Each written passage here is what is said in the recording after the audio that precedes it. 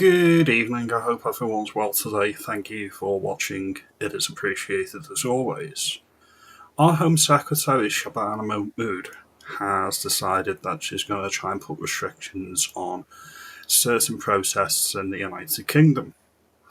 She was on TV today and she's specifically saying that it's regarding the pro-Palestine marches or anti-Israel or anti-Jewish marches, depending on your rationale.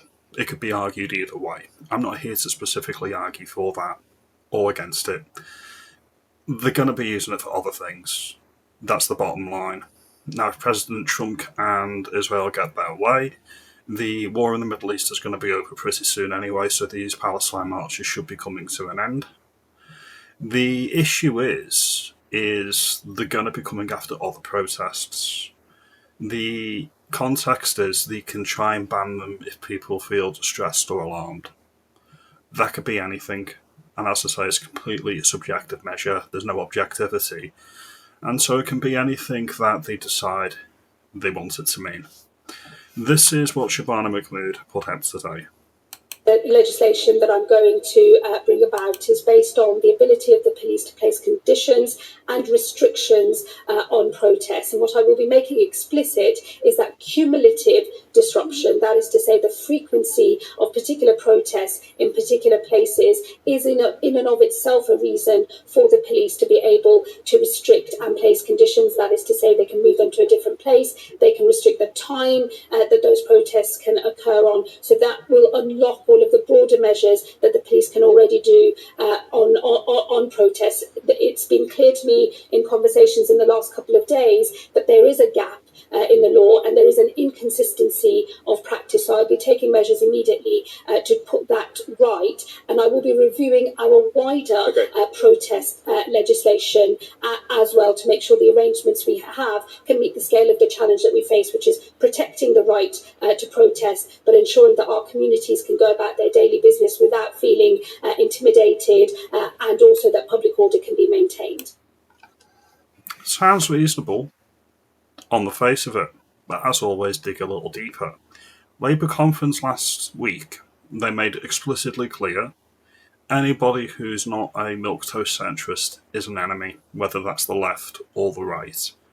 The issue is that the local people around the migrant hotels that have been doing these protests, they've been ignored. We've got all of these illegal immigrants, these fighting age men, that are being put up at our expense in these hotels. And some of them, I'm not saying all of them, but some of them have committed heinous crimes. This is what these protests are about, keeping our local communities safe and making sure that our democratically elected government is actually implementing what they've been voted to implement. Not the digital IDs, reducing mass migration and stopping illegal migration to the United Kingdom. The issue also is we've already got councils like in Tower Hamlets in London. They've tabled a motion, and this is the title of the motion. Proposer by Councillor Mufida Bustin and seconded by Abdi Mohammed. Draw your own conclusions. Tower Hamlets is a rich history of migration and diversity, as well as an inclusive culture that makes the borough home to over 325,000 people and over 90 languages spoken across the borough. Why are they not all speaking English in England? That's what I want to know. Why aren't they all speaking English? Why aren't they assimilating? Why aren't they adapting and assimilating into British culture? However, later in the motion, they specifically call out the pink ladies and the hotel protests. Let's have a look here. I'll highlight the specific section. Local residents have valid concerns around safety, security and equity, but in the absence of information or leadership, these concerns have been allowed to escalate and become entwined with far-right narratives under the banner of keeping women and children safe, i.e. the pink ladies. Also, they're coming after Raise the Colours, an organised campaign, Operation Raise the Colours, which saw St George's flags and Union Jacks attached to public infrastructure across the country without consent. That is a national campaign led by far-right extremists. And this is a Labour council. So they're labelling people that disagree with the Labour policy of mass migration and the multicultural utopia that they think that we're all living in as far right. When the Home Secretary brings in the legislation, when they're saying they're going to be even-handed, they may do 1 or 2 Palestine marches while they're still going. They'll use that as a broader context, and they'll use it against the Pink Ladies. If they can't ban them outright, they'll try to stifle the momentum and stop it going any further. That's my view.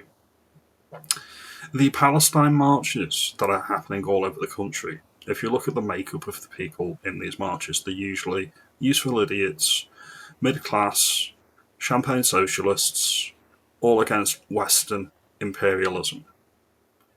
This is the issue. I do not trust the government to be even-handed with this. They will say they're being even-handed, but if we know anything about two-tier society and two-tier care, it'll be anything but. Bringing more legislation in to police protests is not needed. Less law is needed. Less legislation is needed. The police already have all the powers at their disposal. The situation is when a protest gets to a particular size, especially if it's a left-leaning protest, or on paper left-leaning, like the Free Gaza plasticine marches, they'll give them a light touch.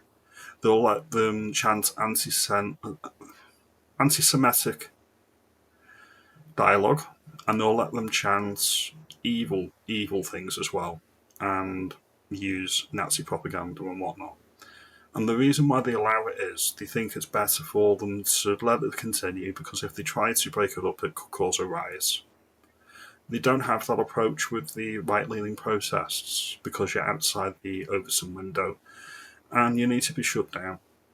This is the issue. It will not be even-handed, and I do not trust the Starmer government to be even-handed in anything. These are just my thoughts. This is very, very convenient that the Gaza protests have been going on for 2 years, and now they're deciding they want to do something about it when it looks like they're going to be winding down. Our protests at the hotels with the Pink Ladies and people wanting to keep their local communities safe, and the United Kingdom rallies, make no mistake, they'll come for them next. They're on the up and up. They're going to get bigger and bigger. They're going to be using this legislation to try and crack down on these, in my view. Now, as always, your mileage may vary. You may think I'm being completely unfair here, and I'm actually calling out one side and not the other. Not at all. The Palestine issue, as I said in previous videos recently, broadly speaking, it's nothing to do with me. It's nothing to do with Britain. It's nothing to do with anyone in this country. All it's doing is making a lot of Jewish people nervous and scared. Then you look at the other side. The native people of the country are already nervous and scared, and that's due to government policy. The right to protest and the raising of the colours is the only recourse that we currently have. That is why we are doing it, because democratically at the ballot box, we're not listened to. So they are two completely separate things. Now, if you like this video and you think I'm onto something here, let me know. Like and subscribe, and I'll see you on the next video. Have a good day.